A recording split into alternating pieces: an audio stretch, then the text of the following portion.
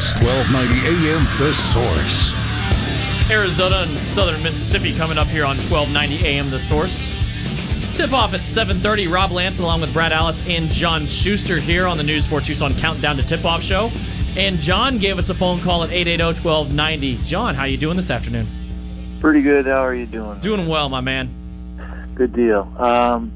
The question that I had, and I know that it's not good to look too far out in the future. I think Lute Olson said something about that. But I think John, and also John Schuster was mentioning Florida. I'm really worried about Florida.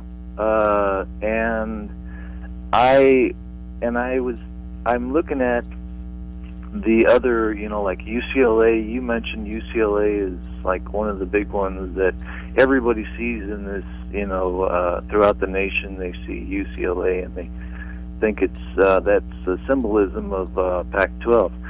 But they didn't. I think they lost by like 20 points or something on their last game. It was ugly. And Cal, I thought maybe they might do okay. And they lost by big amounts to another. Right now, John, the only team that's ranked in the conference is Arizona at number 8. Everybody else is unranked. I know, but I was just before, like last week. Not Cal wasn't ranked, but I think that Colorado was ranked. Yes, they were, and they only beat Baylor. So that's why it's just our conference is not winning these top 25 games, and it makes me nervous. So I can't gauge the U of A with anybody to see what's going on. And that's kind of been a topic of conversation for us for the last couple of weeks, where it's like, well, we think Arizona passes the eyeball test. I'm not exactly sure how good this Arizona team is, and we probably won't find out for another week and a half until they take on Florida. Yeah. Okay, well, I just thought that I wanted to know what your guys' thoughts were on that whole thing, but I think John mentioned a little something about it, but... I think there's a lot to be said Thanks about, for the phone call, John. What John broke down there. And Florida clearly presents difficulties. Florida presents difficulties for everybody. Pressure team, great athleticism, good depth, can shoot from the outside, loves to score in transition, forces turnovers, a couple big guys on the inside. They're ranked where they're ranked for a reason. And that should be a great basketball game. And it's going to be a huge test for Arizona, and it will give us a much better gauge as to what we can expect out of the Wildcats. But I think Arizona has some really good personnel as well, and there's every reason to believe that's going to be a great basketball game to watch. The only difference between I think this year and last year is at least the Pac-12 has a few top 25 wins, whereas last year, did they have a top 50 win? Maybe one. Oregon went ahead and beat UNLV, was respectable against Cincinnati. Colorado had the win against Baylor, like Carla John said. And while they fell out of the rankings because of their loss to Wyoming, I still think they're a really quality basketball team. And winning at Wyoming is not an easy thing to do. That's a tough place to play. Oregon State hung with Kansas for most of that game. UCLA, they ended up losing by 11 to San Diego State. They were in and out of that game. So the Pac-12 has been respectable in some games. Not enough.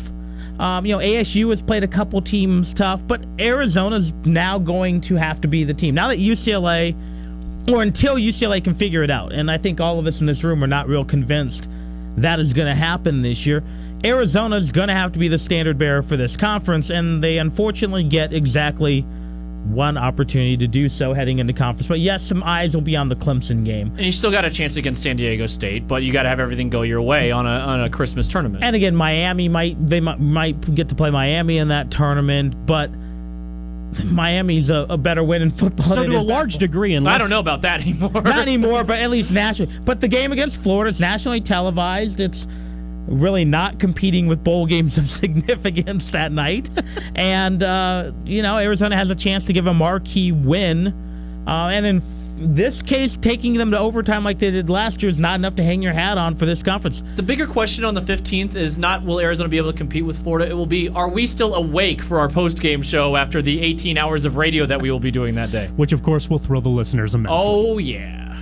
Yes, it will. But no, it's everybody's looking forward to that one, and I keep telling people while I'm looking forward to it as well, Still got a decent test against Southern Miss tonight. Not a great team, but you still have that really difficult trip back to Clemson, which not a great basketball team either, but they're rugged. They throw some size up on the inside, and a trip all the way to South Carolina is going to be a bit difficult. And if you don't pay attention, it puts a damper on a marquee game a little bit more.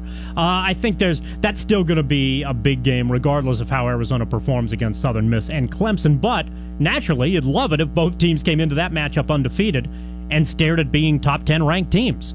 And that makes things really good. And it's the one game where you get an idea of, and college basketball viewers also get the idea of what is Arizona. And if Arizona gets handled in that game, for the rest of the year, they just become a mystery regardless of whether they put up a gaudy record or not. If they win that game, then they're going to get a lot of attention paid toward them, even though there's still going to be a mystery component because the rest of the conference, while better, is not nationally competitive up and down the roster better just yet. But, kind of like, it's not unlike, I think, what we do with UNLV and New Mexico and San Diego State. You look at those and say, yeah, those are pretty good basketball teams. They've got some talent. They do some things. Like when UNLV beat Carolina last year in Vegas. Wow. That's an eye-catching win that gives reason to believe that then that's a focal point team that you can pay attention to. It turned out in the end, Colorado beats them in the first round of the tournament. So what was it really worth? I don't know. It got UNLV some publicity and made us thought that UNLV, and made national prognosticators thought that UNLV was a pretty darn good basketball team. I think Arizona is, and I'm not saying that Arizona isn't more advanced than those programs are. It is. But right now, you're in kind of this weird regional pocket where the competition up and down the line isn't as good as it needs to be, whereas